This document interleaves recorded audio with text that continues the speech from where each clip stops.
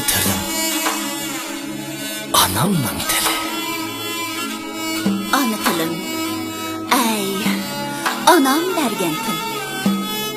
Men seni anamdek azizlayman. Seni anlasam, anamning o'tli xitobini anlagandek bo'laman. Seni so'zlasam, shu xitobga javob sadoyimni yangratgandek bo'laman. Anam tunji qitim, balam, bag'rim deganida sen bilan dang mushu Uyg'ur tili bilan so'zlagan. Men bu tunji qitim anam deganda sen mushu tavarruk til bilan so'zlagan. Ana tilim, sening har bir tovushingda anamning yaqinlik tiniqlari bor. Sening har bir urg'ingda anamning nafsi hissiyotining urg'ishlari bor. Sening har bir yangrishingda anamning g'ururi bor, iftixori bor. Men sen orqali onamning kechmishlarini uqqan. Sen orqali ajdodlarning kimligini uqqan. Sen orqali ona vatanning nimaligini uqqan. Shundoq. Sen orqali mening uqqan bilganlarim jiq. Nihoyatda jiq. Sen orqali O'rxun vodisidagi mangu toshlarning sirini uqdim. Ajdodlarimning gullanish, xaroblashish tarixi ko'z oldimda ayon bo'ldi.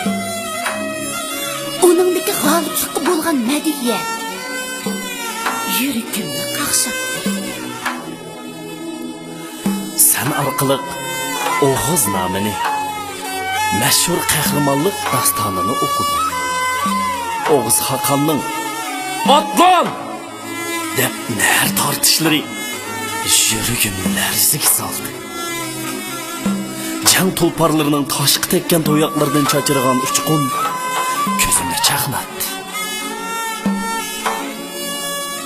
Sen orqali oltin yoruqning nimaligini uqdim.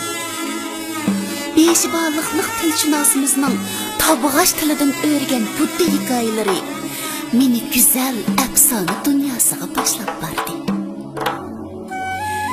Bugungi Idiqut xarobasiga qarab, o'tmishdagi ajoyib bir saltanatni ko'z oldimga keltirdim.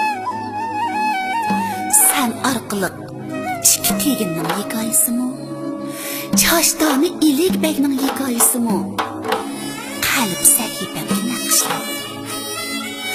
Men ularni onam aytib bergan cho'chaklardek so'q ishtiyoq bilan angladim. Sen orqali Maytir Simiddin qadimgi bir dramani ko'rish vaqtiga muyassar bo'ldi. Maytirdan Masihgacha, Masihdan Imom Mahdi oxir zamonigacha bo'lgan bog'lanish meni cho'nqur o'yga soldi.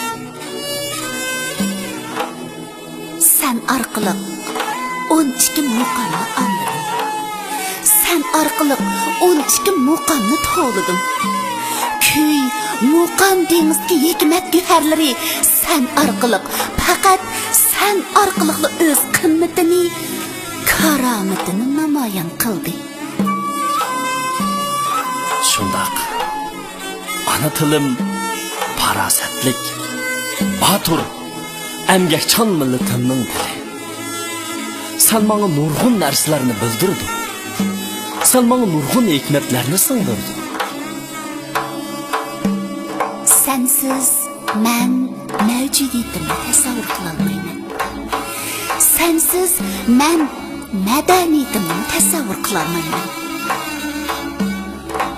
Ey, ana tilim, anıllarim so'zlagan til.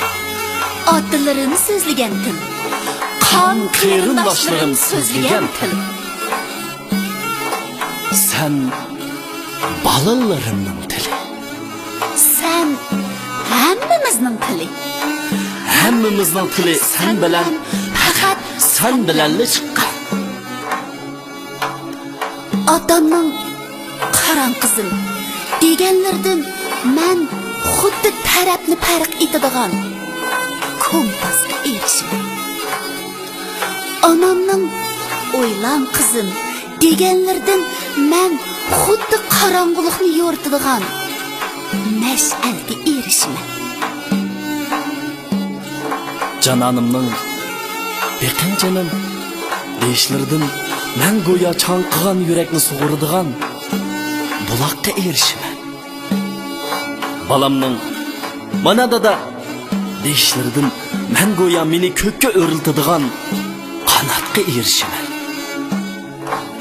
Har jumlangda bir hikmat, har jumlangda zo'r qimmat, har jumlangi bir san'at, har jumlangi bir rig'bat. Shundoq sen men uchun quvvat, sen men uchun qudrat, sen men uchun so'lat, sen men uchun davlat. Uyg'urimning o'zgachiligi dunyoda sen bilan namoyon bo'lib turdi. Sen go'yo insoniyat til dengiziga quyilib turgan bir daryo. İnsaniyat dengizining shovqinlarida sening pichirlashlaring va ona tilim. Jahon gulistonida tumanning qush navo qiladi. Senmi uningda o'zgacha sayrayotgan bir qush. Sening sayrishingdan boshqalarning so'q bahri oladi. İnsaniyat simfoniyasi butkul insonning ishtirok qilishi bilan mukammallikka erishgan. Uningda seningmi o'zgacha yangraydigan kuying bor. Ona tilim, sen bir gul. Har xil tilni har xil gulga o'xshatganga o'xshash. Menmi seni bir gulga o'xshadim? Gulzor bir xil gul bilan rangdorlikka ega bo'lolmaydi. Jahon gulzorining rangdorligida seningmi bir ulush jilvang bor. Ana tilim, anam bergan til. Men seni anam qadrlagandek qadrlayman. Onamni qadrlagandek qadrlayman. Onamni qadrliginim, onalarni qadrliginim. Hamma insonning onalarini qadrliginim. Aşı onalarni ulug'layotganimi? Mening tilim, mening shu ona tilim, Uyg'ur tilim.